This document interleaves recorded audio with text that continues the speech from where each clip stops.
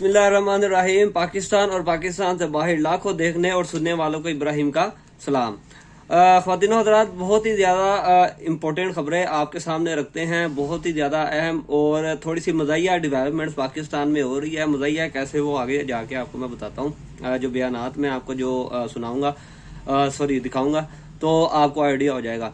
तो पाकिस्तान के जो अंदर जो इशराफिया है और पाकिस्तान का जो निज़ामुद्दीन है ना, उनको बहुत ही ज़्यादा जो है अपनी फिक्र पड़ी हुई है, क्योंकि जैसे जैसे डोनाल्ड ट्रंप के दिन करीब आते जा रहे हैं, इनके लिए मुश्किलात में इजाफा होता जा रहा है और प्रेशर इन पर बढ़ता जा रहा है। और मेरी बात याद रखिएगा कि ये प्रेशर कुकर जो है ये इतना ज़्यादा गर्म हो गया हुआ है कि इसने अब फटना ही फटना है, जो मर्जी हो। अच्छा जी, पहली खबर आपके सामने रखते हैं। आप इस खबर को सुने और थोड़ा सा एंजॉय करें। ये खबर है हमारी फॉर्म 47 की वज़ीर आला मरियम नवाज साहिबा की तरफ से। वो क्या कहती हैं? मरियम नवाज साहिबा कहती हैं कि मेरे लिए बहुत आसान है कि मैं इमरान खान का खाना और हीटर बंद कर दूं।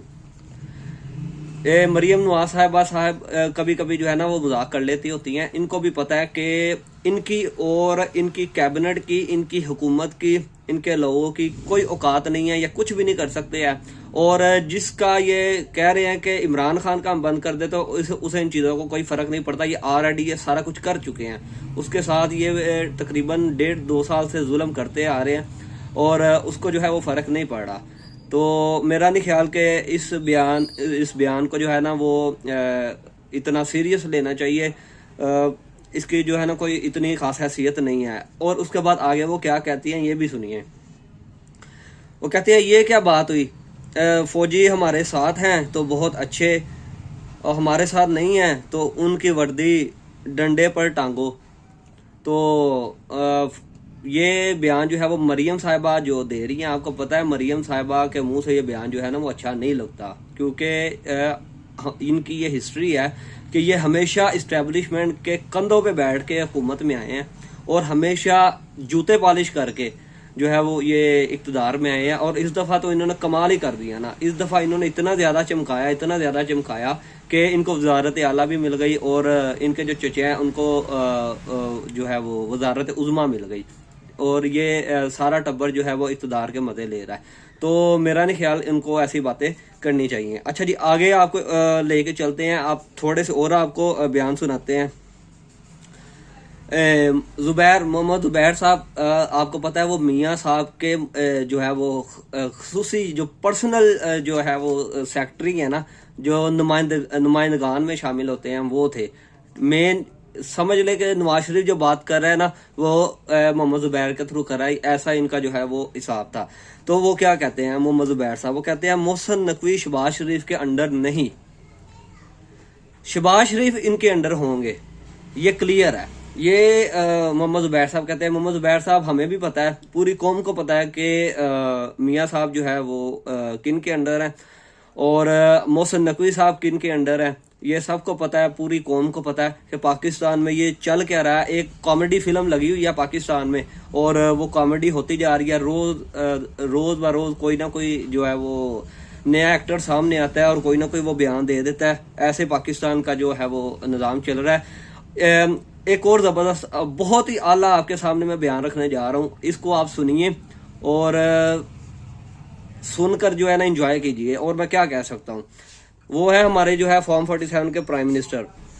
अच्छा, और वो क्या कहते हैं आप सुनिए और एंजॉय कीजिए इस बयान को। मैंने काफ़ी ज़्यादा एंजॉय किया। वो कहते हैं, वक्त आने पर IMF को हमेशा के लिए खुदा हाफिज कह देंगे।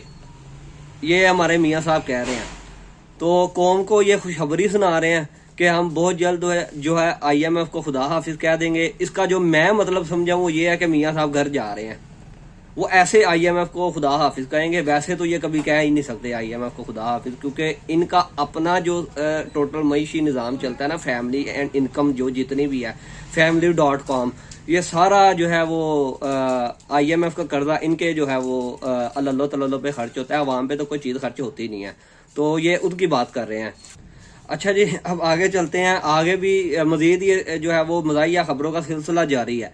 अच्छा जी, आगे वो जवेद लतीफ़ साहब क्या कहते हैं? ये भी बेचारे जो हैं आजकल देवदास बने हुए हैं, इनको सीट नहीं मिली, फॉर्म 47 इनको नहीं दिया गया, तो उस पर वो शिकवे आए दिन निकालते रहते हैं। ये क्या कहते हैं जवेद लतीफ़ साहब? सुनिए।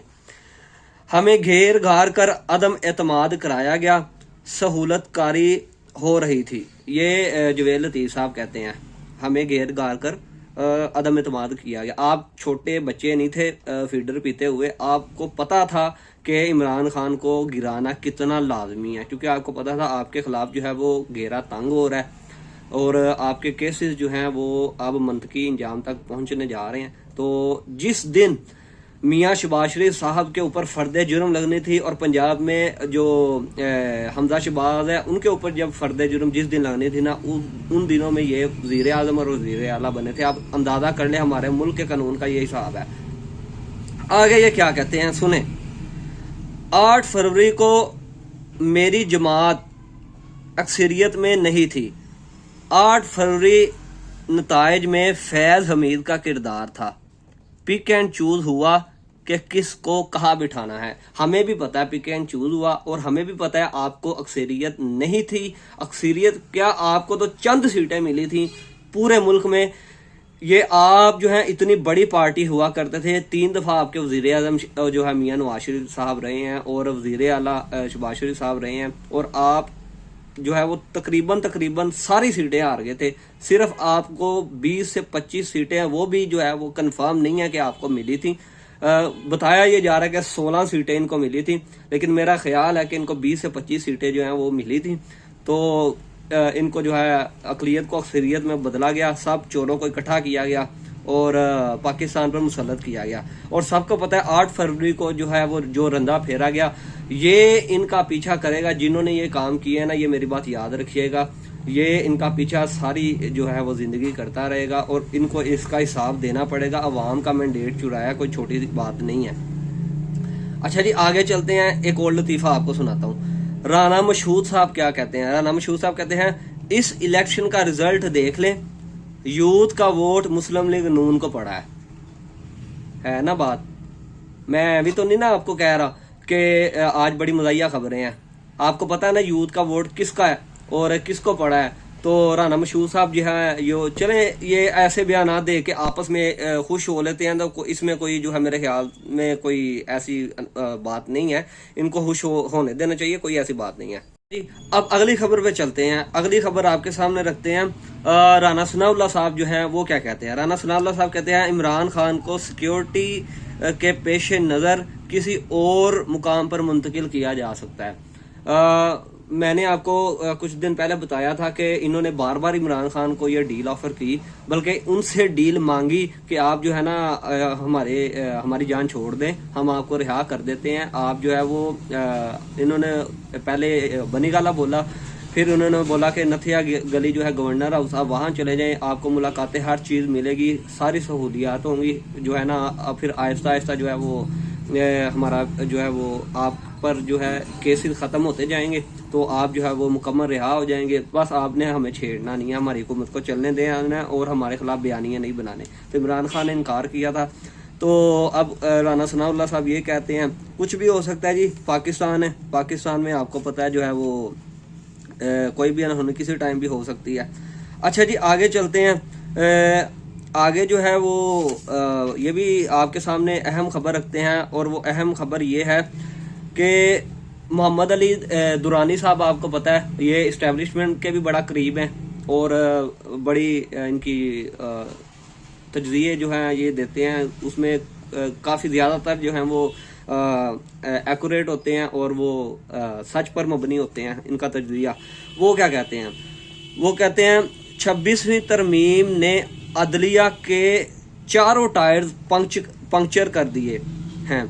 अदलिया एक लोथरे की शक्ल इख्तियार कर चुकी है। हुकूमत इस वक्त कोलैप्स नजर आ रही है।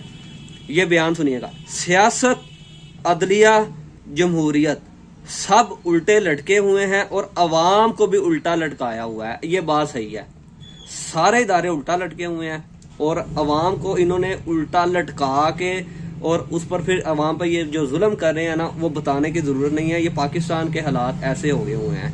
अच्छा जी, आगे चलते हैं। फ़हीम अख्तर मलिक साहब जर्नलिस्ट हैं, सोशल मीडिया एक्टिविस्ट हैं, बड़े जो है वो अच्छे बंदे हैं।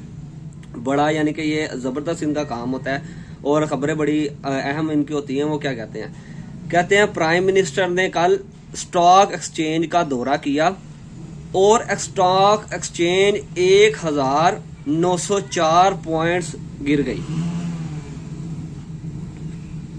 अब इस पर हम क्या कहें हम इस पर? अल्लाह पाक जो है हमारे हाल पे रहम फरमाए। अच्छा जी, अब आपके सामने एक बहुत ज़बरदस्त और बहुत आला ब्रेकिंग न्यूज़ में जो रखने जा रहा हूँ, बहुत ज़बरदस्त ब्रेकिंग न्यूज़ है, वो आपने ध्यान से सुननी है। आपको मैंने आज से तकरीबन 8 से 9 दिन पहले जो व्लॉग किया था, उसमें मैंने आपको बताया था कि बरतानवी पार्लियामेंट में और अमेरिकी पार्लियामेंट में जो है वो करारदाद बहस होने जा रही है, जो कत्लेआम हुआ था इस्लामाबाद में। तो उसके मुतालिक आपको मैं खबर देने जा रहा हूँ। 15 जनवरी को ये जो 15 जनवरी आ रही है, 15 जनवरी को शाम 6 से 7 बजे के दरमियान ये जो है वो बहस होने जा रही है ब्रिटिश पार्लियामेंट में, जिसमें डायरेक्ट जो है वो इस्लामाबाद में जो कत्लेआम हुआ उस पर बहस की जा रही है। तो देखते हैं इसका क्या निकलता है, लेकिन इसका इम्पैक्ट बहुत ज़्यादा आएगा, ये मेरी बात आप याद रखिएगा। इसके बाद अमेरिकन जो है इसके डोनाल्ड ट्रंप के आने के बाद फिर अमेरिकी जो कांग्रेस है वहाँ पर भी ये मुद्दा उठने जा रहा है। उसके अलावा जो ये होना था कनाडा में, वो आपको पता है वो वजीर आज़म चेंज हो गया, पता नहीं वहाँ पे होता या नहीं होता, लेकिन ये इन पर बहुत ज़्यादा इंटरनेशनल प्रेशर आएगा, ये प्रेशर संभाल नहीं सकेंगे, मेरी बात याद रखिएगा। अच्छा जी, आज की खबरें ख़त्म हुई, और भी बहुत सारी खबरें थी, तो इंशाल्लाह नेक्स्ट व्लॉग में आपके सामने शेयर करेंगे। आप हमें अपनी ख़ास दुआओं में याद रखिएगा। हमारे चैनल को लाइक कीजिए, सब्सक्राइब कीजिए, शेयर कीजिए, कमेंट्स कीजिए। पाकिस्तान जिंदाबाद। अल्लाह हाफिज़।